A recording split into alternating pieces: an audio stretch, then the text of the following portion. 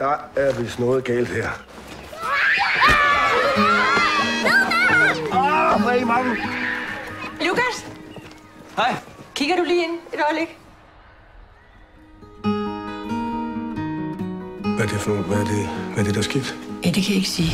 Måske det bedste, at du tager fri et par dage, ikke? Så kan vi få det her på plads sådan stille og roligt. Nå, hvad har hun nu fundet på, den lille bandit? Hvad er det, de siger? Jeg kalder mig en lille pige, og hun lyver ikke, og det har hun aldrig nogensinde gjort. Så hvorfor skulle hun lyve nu?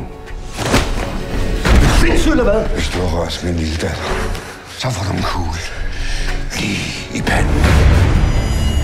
Han var på at smadre mit liv. De ringer og sagde, at der er sket alt muligt klam nede i børnehaven. Du skal ikke høre på, hvad de siger, Magnus.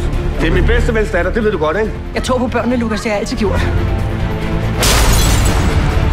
Men for helvede, du har ikke gjort noget. Det er dem, der er blevet syge i hovedet. Smut hjem med dig. Kan du så ikke hilse mig at sige, at han ikke skal handle her mere, og han skal heller ikke bede dig om det?